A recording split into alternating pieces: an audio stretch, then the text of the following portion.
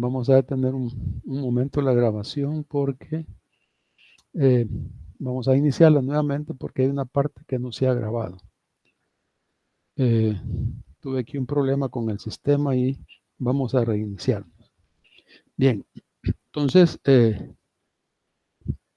ya había comentado unas partes, pero me empiezo a dar cuenta de que no se grabó. Así es que les voy a poner por ahí un mensajito si en las primeras 10 minutos de su grabación hay cosas que no se oyen bien o definitivamente no están, es porque no se ha grabado. Entonces a partir de acá pues es que empezamos la grabación de esta clase. Y como digo, la identificamos como la clase correspondiente al jueves, permítame un segundo, al jueves 11 de agosto del año 2022, por supuesto, de la asignatura de Teoría Administrativa 2. Bien, como acostumbra hacerlo, vamos a hacer una especie de repaso sobre lo que ya hemos estudiado. Ya habíamos empezado a desarrollar pues la unidad de la dirección y habíamos analizado la parte conceptual. Aquí nosotros podemos encontrar diferentes autores que nos van a dar o nos van a hacer entender qué es lo que debe entenderse por dirección. De la manera más elemental podemos decir que la dirección administrativa está referida pues a aquel momento, aquella fase o etapa del hacer administrativo en que el que dirige o todo jefe o gerente hace que sus subordinados realicen determinadas tareas. Esto es una cosa que se tiene que dejar lo suficientemente clara. Si bien es cierto que en esta etapa de lo que se trata es de hacer realidad lo que ya ha sido adecuadamente previsto, planeado, organizado e integrado, ¿sí? Pero no es el dirigente el que hace las cosas, ¿no? Entonces, queremos que esto pues quede lo suficientemente claro.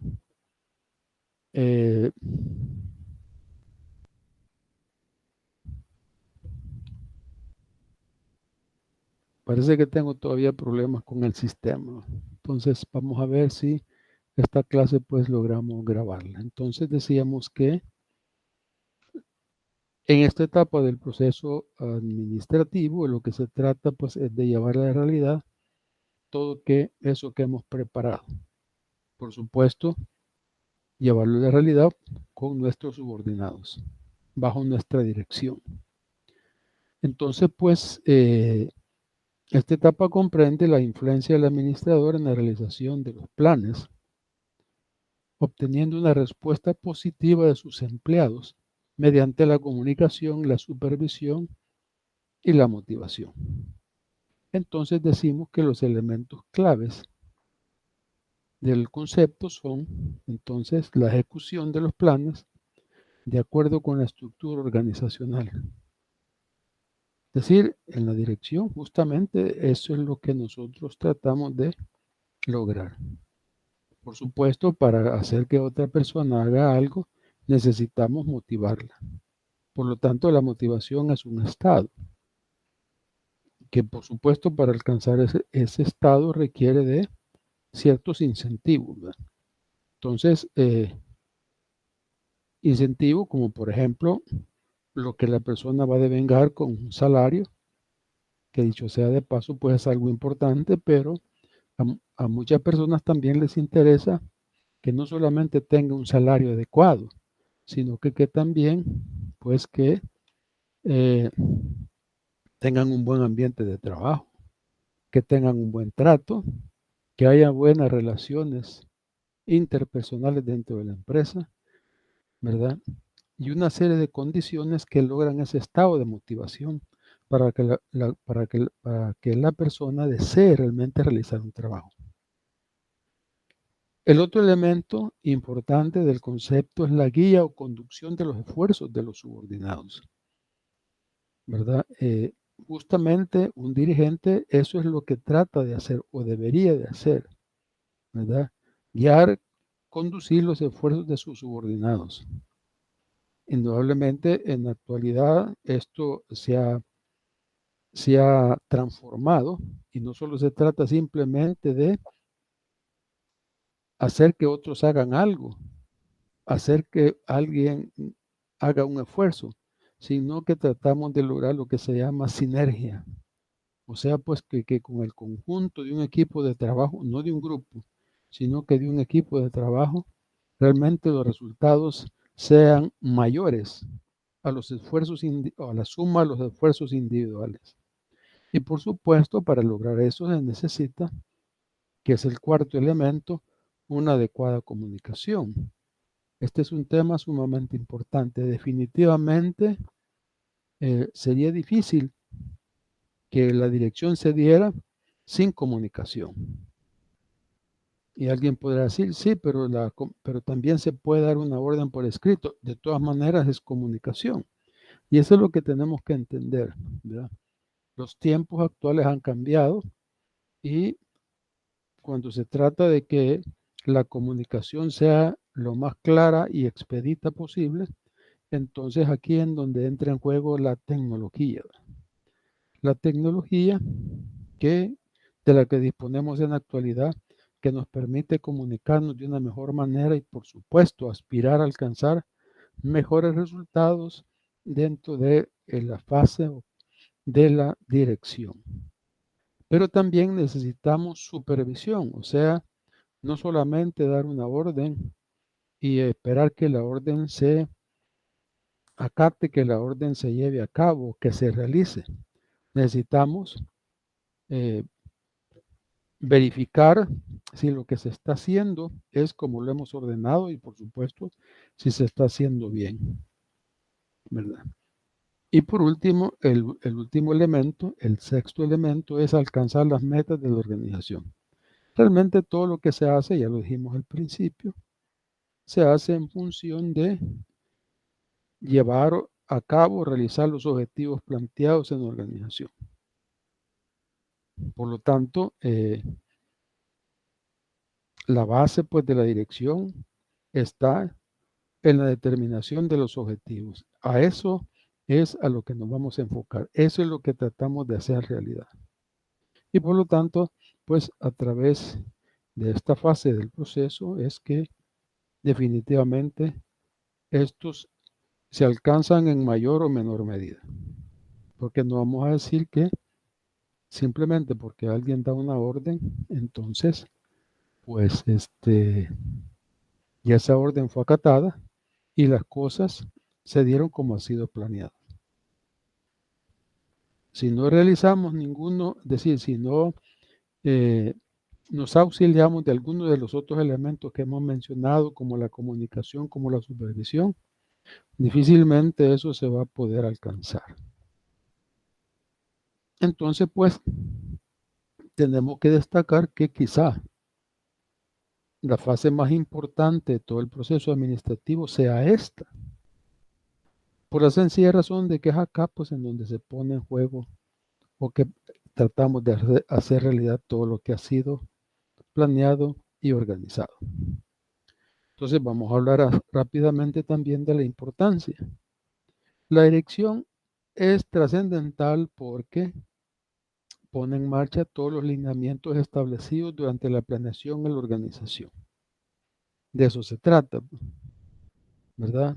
De llevar a la realidad todo lo que uno planea. Yo siempre pregunto,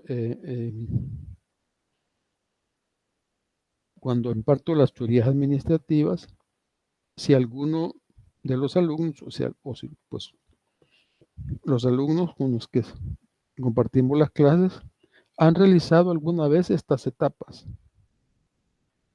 Entonces algunos me dicen que sí, otros me dicen que no. Pero esto hay que tenerlo claro, ¿verdad?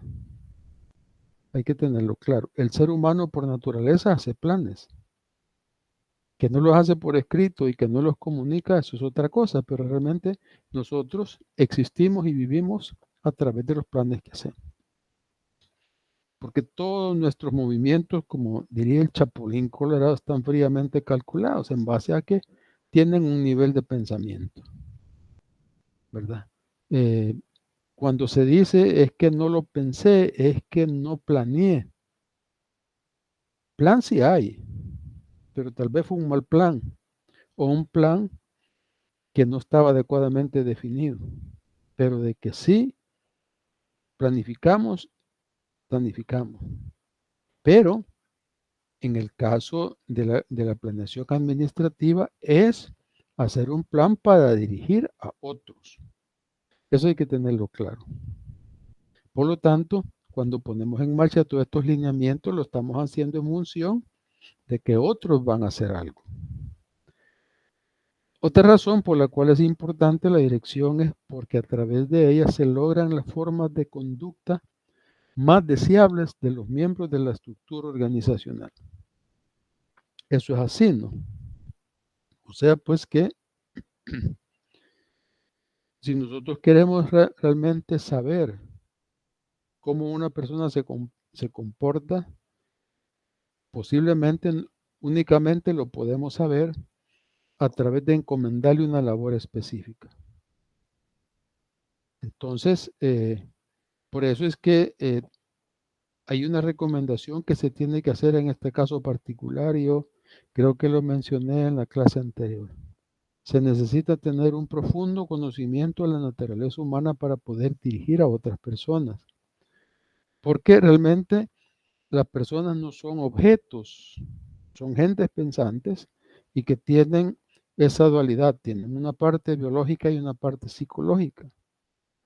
Entonces, no porque nosotros vemos la parte biológica de las personas, vamos a considerar que por eso simplemente y sin pensarlo van a seguir una orden. No, la persona se le da una orden, ya sea oral o por escrito, por cualquier otro medio, la interpreta y luego a través de una conducta la desarrolla. Entonces, aquí nosotros podemos lograr diferentes formas de conducta, pero esperamos que todas sean deseables, que vayan en función del logro de los objetivos. No hay cosa más triste que una persona que trabaja en una empresa se exprese mal de esa empresa. Es decir, por supuesto algunos se expresarán bien, pero hay muchas personas que se expresan mal de la empresa, o sea, pues no les parece la empresa, pero que están ahí por una necesidad. Entonces, significa que no está adecuadamente motivada como para realizar las labores que le encomiendan. La otra importancia que tiene la dirección es que es determinante la moral de los empleados y consecuentemente de la productividad. Y aquí nos vamos a adelantar a un principio administrativo que se llama de moral interna. La moral interna establece el estado de ánimo con que cada persona enfrenta sus funciones y responsabilidades. Entonces, se supone, y esto hay que entenderlo así, se supone que una persona, digo se supone porque eso no es del todo, no es una norma, no es una ley, pero se supone que alguien se va a desempeñar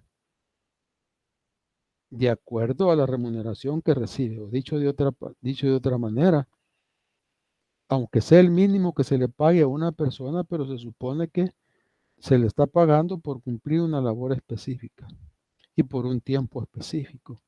Por lo tanto, debe enfrentar con mucha diligencia, con mucho ánimo, esas funciones que le encomiendan durante el tiempo que se le está pagando. Entonces, hay que verlo así.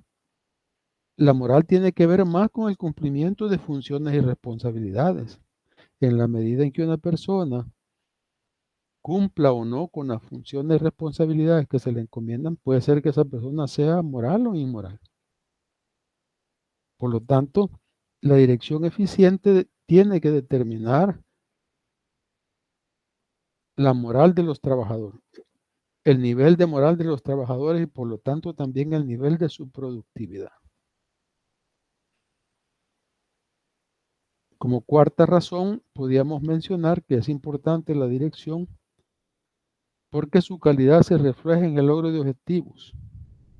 Así es decir, la calidad de un dirigente se refleja en cómo los subordinados alcanzan los objetivos. En eso se refleja. ¿Ya? Y si han implementado pues los métodos de organización y la eficacia de los sistemas de control. Es decir, hay que ver pues si no solamente se está cubriendo lo planificado, sino que de acuerdo a lo que se ha organizado.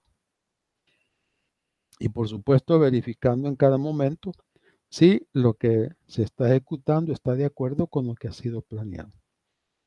Por eso nos referimos pues a la eficacia de los sistemas de control. Y por último, como quinta razón, porque a través de ella se establece la comunicación necesaria para que la organización funcione.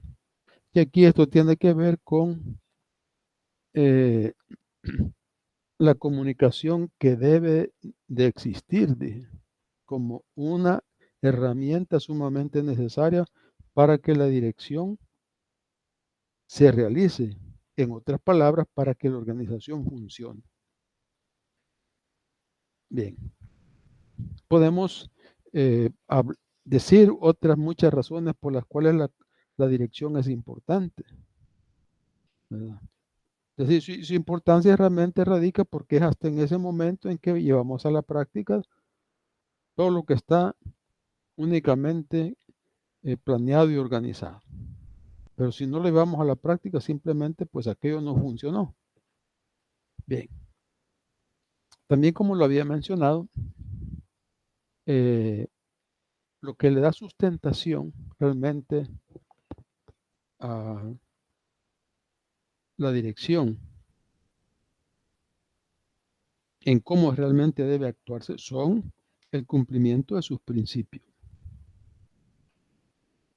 La administración realmente es una ciencia y es una ciencia social y como toda ciencia en general está basada en normas y principios.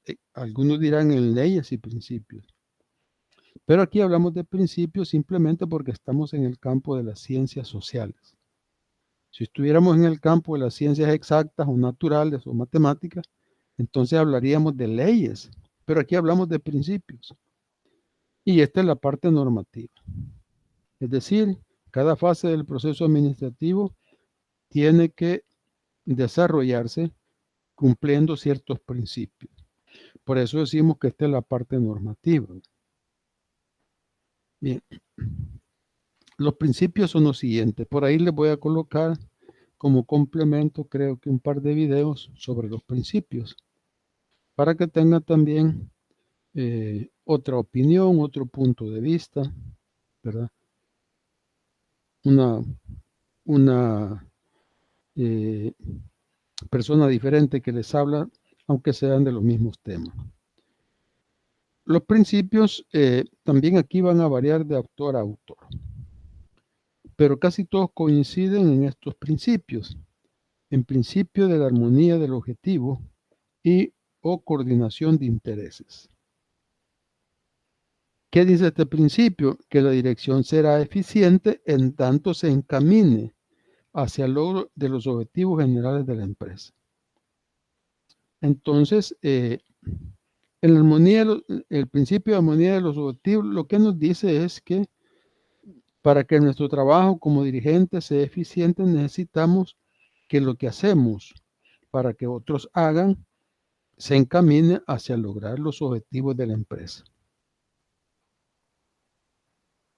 El segundo principio nos habla de la impersonalidad del mando.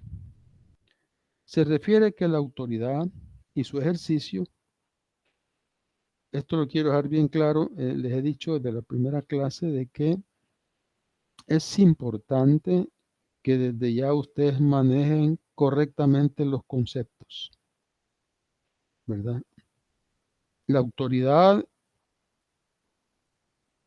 es un concepto abstracto que únicamente nosotros lo vemos a través de el ejercicio de la autoridad, o sea, a través de el mando. Cuando alguien manda a alguien a hacer algo, está haciendo uso de su autoridad. Entonces, cuando hablamos nosotros de la impersonalidad de mandar a alguien, no lo hacemos simplemente porque nosotros somos el jefe y ellos son los subordinados. No.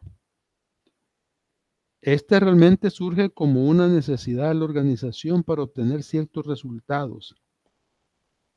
Por esto, tanto los subordinados como los jefes deben estar conscientes de la autoridad, de que la autoridad que emana de los dirigentes surge como un requerimiento para lograr objetivos y no de su voluntad personal o arbitrio.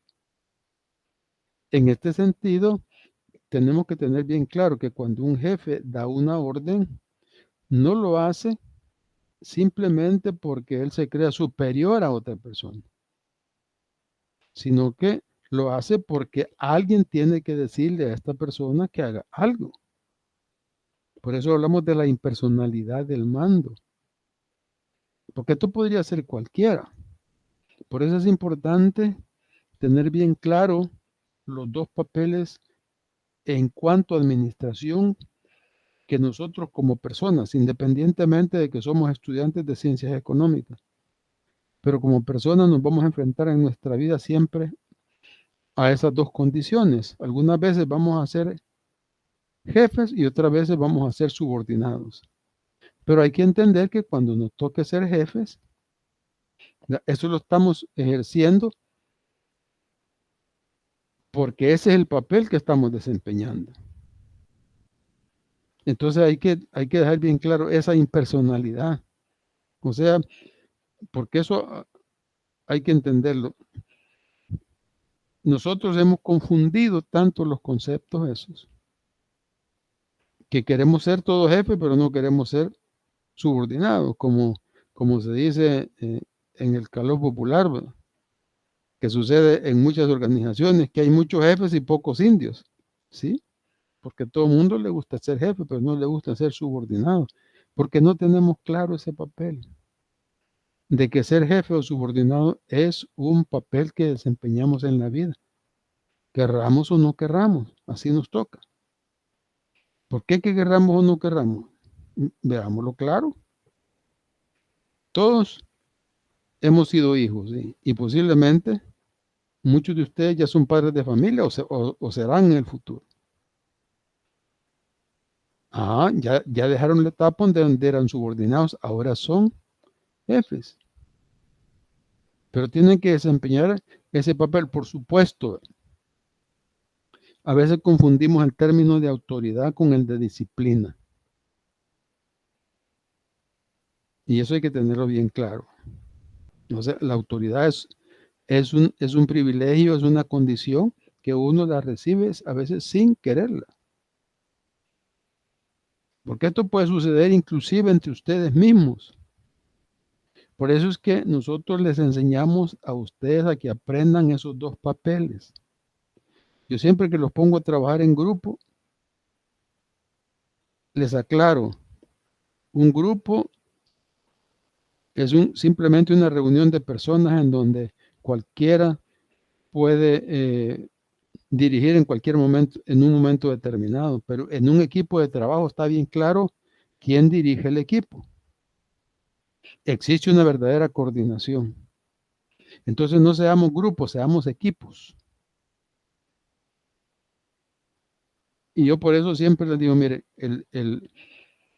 la dirección debe ser rotativa en los equipos de trabajo. ¿Por qué? Para que cada uno experimente cómo va a dirigir a sus subordinados. Es que eso es una necesidad. En todas las actividades de la vida alguien tiene que dirigir las acciones, ¿verdad? Yo por eso les comento siempre ese simple hecho y lo vemos con mucha frecuencia, de que de repente en una carretera a una persona se le quedó un vehículo y él solito va empujándolo, ya nos bajamos ahí, o ya nos acercamos a la persona como buenos salvadoreños a empujarlo. En ese momento, esa actividad se convierte en un fenómeno administrativo. Hay un objetivo que cumplir. Ya llegaron, primero solo estaba uno, pero ahora ya llegaron varios a ayudar. Ahora ya hay 2 o más personas. ¿Qué más se necesita? Ya tenemos el propósito, 2 o más personas que se subordinen. Imagínense si no se subordinan, unos empujarán para adelante y otros empujarán para atrás. Entonces, por supuesto, el dueño del carro, que es el que lo va a tratar de arrancar, en ese momento, él asume ese papel, le dice, para adelante o démosle para allá, y está indicando para dónde empuje. Es un fenómeno administrativo, porque el Señor les dijo a ustedes que empujaran para adelante es más que ustedes. No, eso es lo que hay que tener claro. Eso es lo que hay que tener claro. Decimos, en todas las acciones siempre se necesita que alguien dirija, pero esa dirección no viene dada por un privilegio, es una condición, es un papel que tenemos que desempeñar. Por eso dije, algunas veces vamos a ser jefes, otras veces vamos a ser subordinados. Por supuesto, que ustedes estén estudiando una carrera universitaria en el área de ciencias económicas, casi que les garantiza que cuando ustedes vayan al campo laboral van a ser jefes. Por eso los estamos preparando. Pero como tales, ustedes van a ser jefes, pero ustedes también van a tener un jefe. Por lo tanto, deben aprender a conducir a las personas y aprender a relacionarse con su jefe. En el momento en que dirigen a otros son jefes y en el momento en que ustedes los dirigen son subordinados. Y en el tercer principio nos habla de la supervisión directa.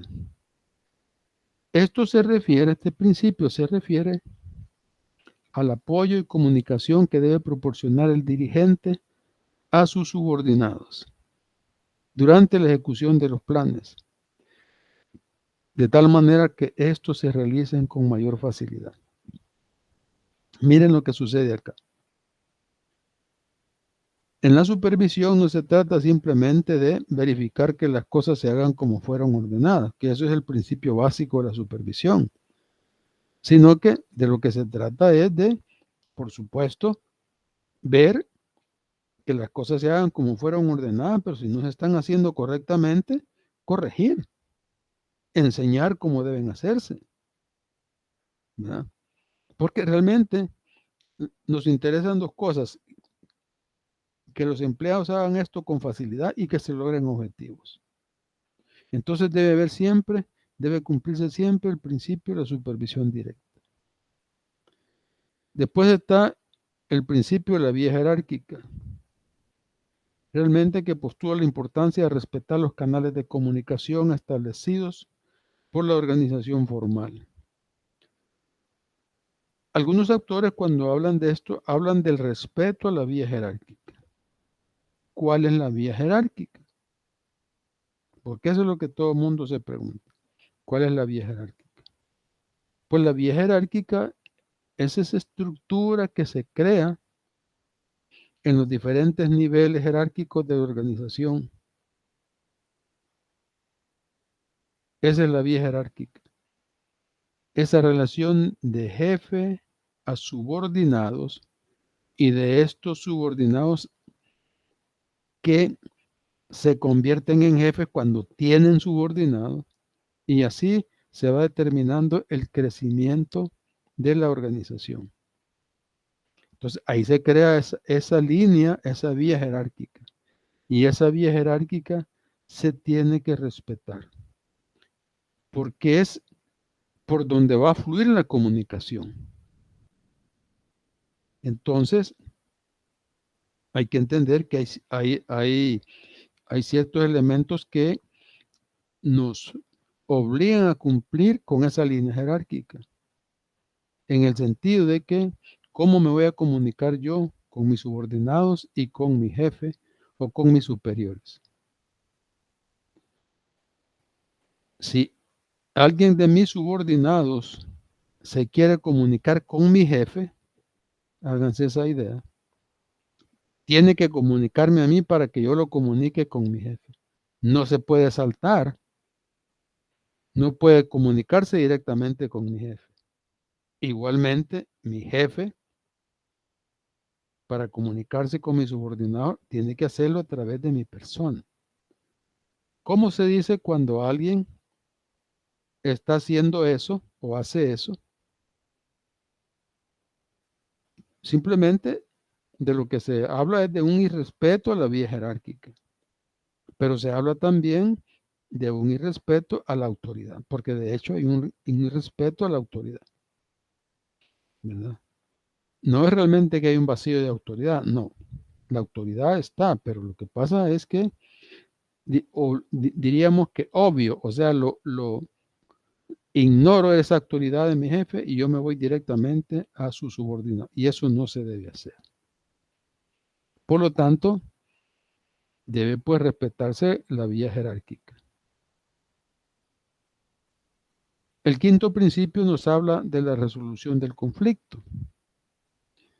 Este principio indica la necesidad de resolver los problemas que surjan durante la gestión administrativa a partir del momento en que aparezcan, ya que el no tomar una decisión en relación con un conflicto, por insignificante que sea, puede originar que éste se desarrolle y provoque problemas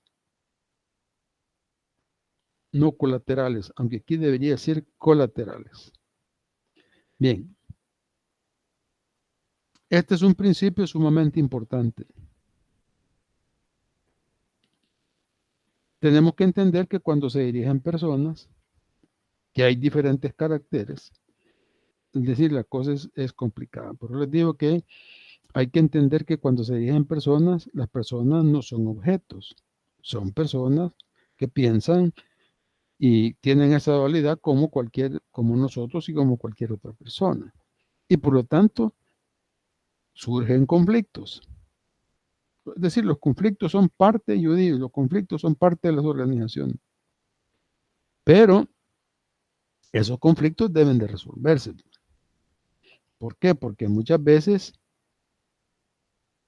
afectan el normal desenvolvimiento de la organización. Y normalmente los conflictos se desarrollan por malas interpretaciones, es decir, por fijarse a veces en aspectos que no tienen esa intencionalidad, o sea, la intencionalidad que uno les da. Y yo y me quisieron decir esto y yo interpreté otra cosa. Y eso crea un conflicto. Esto debe resolverse lo más pronto posible. De hecho, estaba revisando los apuntes dentro del programa y creo que al final de la teoría 1, porque en la teoría 2 no veo que aparezca, no sé si se ha quitado del programa, se veía un tema particular que se llamaba la administración de los conflictos. Porque aunque ustedes no lo crean, los conflictos deben de gestionarse, deben de saberse administrar, porque eso es parte, diríamos, del quehacer. Cuando hay personas que se relacionan, los conflictos se dan. Eso hay que entenderlo así. Pero estos conflictos, es decir, una buena dirección administrativa debe conducir a solucionar los conflictos lo más rápido posible. Allí, en ese tema que se hablaba de la gestión del conflicto, se hablaba normalmente de las formas como deben resolverse los conflictos. Porque a veces nosotros pensamos de que los conflictos deben resolverse haciendo que, dice el que tiene la razón, ese debe ganar el conflicto. Eso no es posible, es decir, eso no se recomienda en un grupo social adecuadamente administrado. Sí, hay formas de resolver los conflictos, ¿verdad? Puede ser por dominación, que es ese caso particular. Puede ser por ponerse de acuerdo. Pero normalmente, y lo que modernamente se sugiere es lo que se ha traducido como ganar, ganar. No se trate de que los dos tengamos parte de la razón, uno tenga razón y también el otro. Se trata al contrario, de que uno gane y el otro gane. ¿Cómo se logra eso? Ahí está la astucia que debe tener el dirigente. Ahí está la astucia. Por supuesto, en los grupos parlamentarios ahí ocupan frases que significan casi lo mismo, ¿verdad? En donde de eso se trata en coordinar intereses y que todos saquen provecho de esa coordinación de intereses. Utilizan una palabra que no mucho me gusta mencionar porque es política. Bien. Y por último está un principio derivado del anterior que se llama aprovechamiento del conflicto. Dice así, el conflicto es un problema u obstáculo que se antepone al logro de las metas de la organización, pero que al obligar al administrador a pensar en soluciones para el mismo, ofrece la posibilidad de visualizar nuevas estrategias y emprender diversas alternativas. Esto es justamente lo que yo les mencionaba. Aprovechar el conflicto para sacar provecho pues para sus subordinados.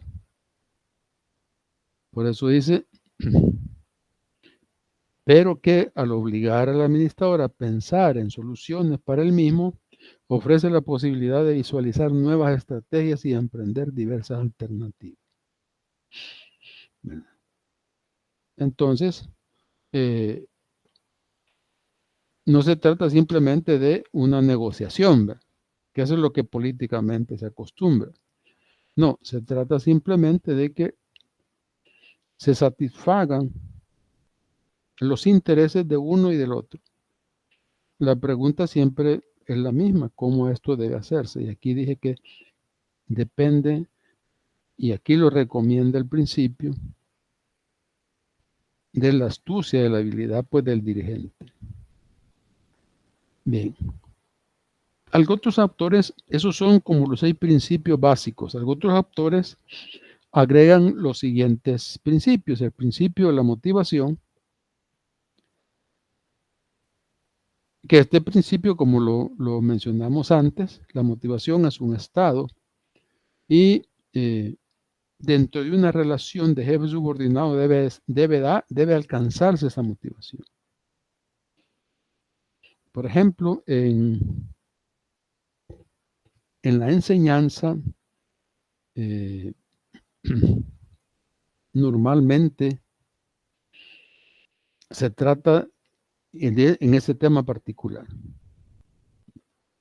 A los niños de primaria, pues hay que interesarlos para que aprendan ciertos elementos propios para su vida.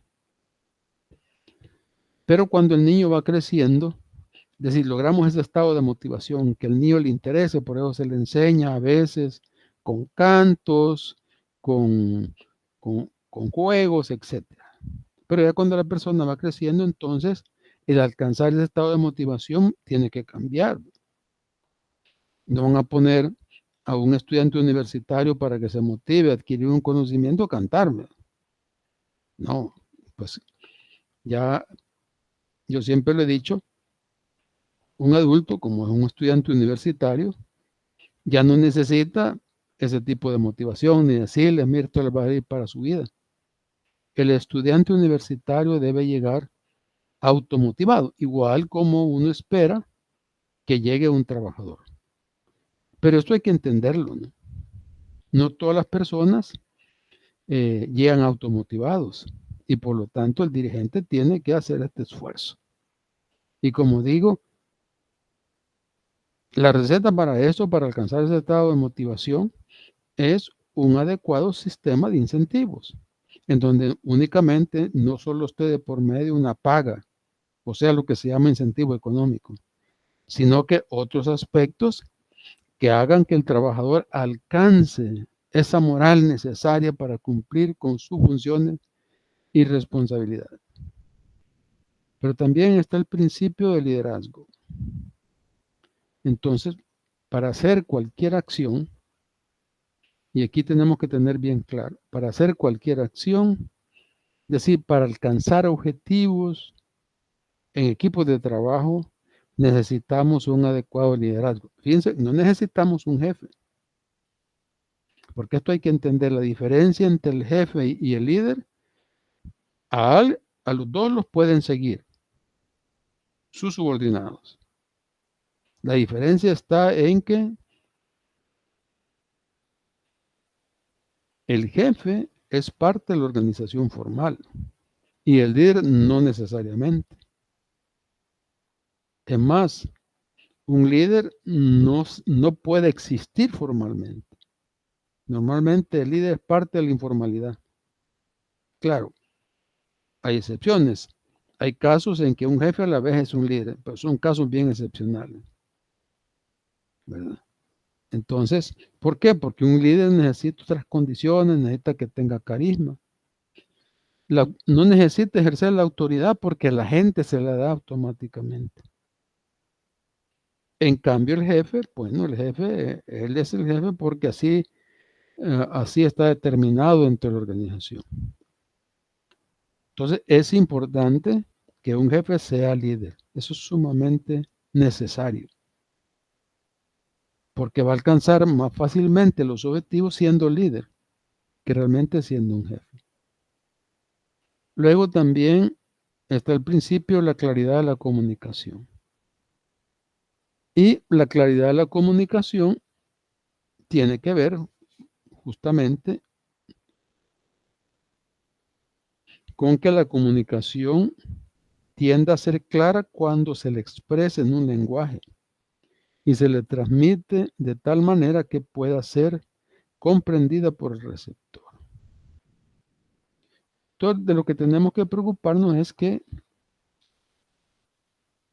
los elementos de la comunicación, que el mensaje propio de la comunicación, pues llegue lo más claro posible. ¿Ya? Porque en la medida que pues tenga esta claridad, pues le será más fácil a un subordinado cumplir con aquella orden que se le encomienda. Por supuesto, el jefe tiene que recurrir a los medios de comunicación que le permitan desarrollarlo de esta manera. Por eso es que en la actualidad, o sea, todos los dispositivos que tenemos nos llevan hacia eso, que si la persona, le podemos hablar por teléfono, pero si la persona no nos entendió claramente, le podemos mandar un mensaje que puede ser claro, porque muchas veces también el mensaje no está como muy claro y hay que hablar. Entonces se complementan. Lo importante es que la comunicación sea lo suficientemente clara. Luego está, dependiendo de esa, el principio de la integridad de la comunicación. ¿Qué dice este principio? Cuanto mayor sea la integridad y la consistencia de los mensajes escritos, orales y no verbales, así como de la conducta moral del emisor, tanto mayor será la aceptación del mensaje por el receptor.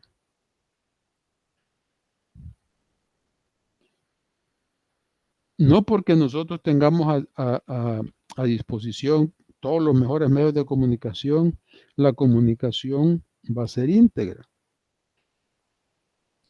La integridad, por supuesto, está determinada por su calidad. Y la calidad implica decir, que sea fácil de entender para el receptor. Porque muchas veces, Y esto hay que entenderlo así. Muchas veces, para el emisor lo que está diciendo tiene sentido, pero para el receptor, que muchas veces son subordinados, no le entienden.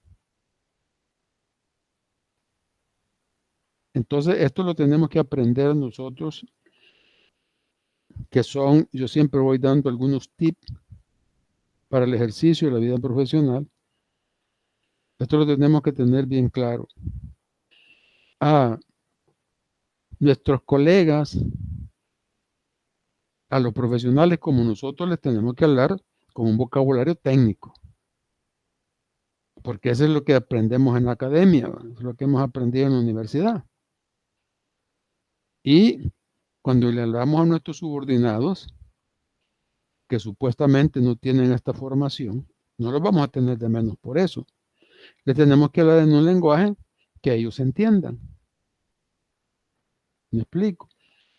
Por eso es que hay algunas formalidades, por ejemplo, en documentos que se escriben, especialmente en las empresas, para que esos documentos tengan las características según el receptor. Por ejemplo, en un reporte, uno puede hacer un reporte técnico que es para personas entendidas, o puede hacer un reporte popular para que cualquier persona lo entienda. Entonces, de eso estamos hablando, de que, porque la integridad va a depender muchas veces de que el receptor realmente entienda lo que yo, el mensaje que yo le quiero dar. Y por eso digo, si le damos nosotros a un subordinado que no tiene que no ha tenido la facilidad de la educación que nosotros tenemos, no me va a entender. Y puede ser que yo lo tengo claro, pero él no lo va a tener claro porque le estoy hablando en un lenguaje que no es común en él. Hablemosle en lo que él nos puede entender. Y por último está el principio de la complementariedad de la organización informal. Recuerden que este es un tema que les dije que ustedes tenían que estudiar por su cuenta, lo que era la organización formal e informal. Entonces hoy creo que si ya leyeron, pues van a poder entender este principio. El principio de complementariedad de la organización informal. La comunicación tiende a ser más eficaz cuando los administradores utilizan la organización informal para complementar los canales de la comunicación formal. Recordemos que en la organización informal no hay respeto a la vía jerárquica, eso lo debemos de tener claro. O sea, dentro de la organización formal, por supuesto, usted le puede hablar al gerente, ¿verdad? Porque no van a hablar de algo de la organización, es decir, no habrá ninguna comunicación formal. Sin embargo, algunas veces, para darle más soporte a algo de la organización formal, nosotros podemos utilizar la organización informal. Esto es bien complicado, pero modernamente tenemos que entender que en la actualidad hay muchos soportes en este sentido, en el sentido de que muchos problemas formales se les da solución a través de las organizaciones informales.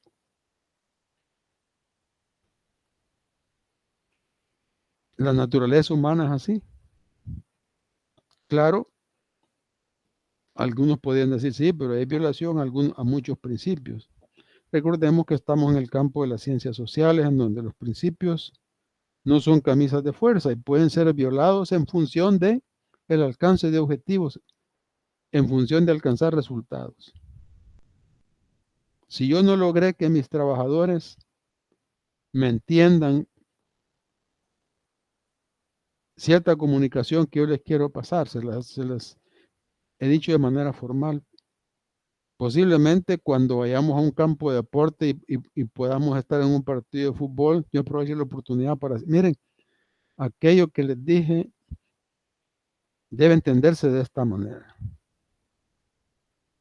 Posiblemente como ya no están dentro de la presión del trabajo formal, lo van a entender, casi con toda seguridad. Si no, vean cómo a partir de cierto tiempo se cierran muchos negocios. No se lleva a la gente a encerrarla allá en la oficina del gerente. No, los invitan a una comida, a un restaurante a compartir. Y ahí ya llevan todos los documentos y ahí cierran los negocios. De ahí se derivan los famosos gastos de representación, que ya no son gastos que se dan dentro de la parte formal, sino que se dan en las organizaciones informales, pero que están representando a la empresa. Bien, dejamos hasta aquí pues este tema de la clase de hoy con los principios de dirección. A partir de la próxima clase pues ya empezaremos a desarrollar el tema de la comunicación. Y hasta aquí la clase de hoy.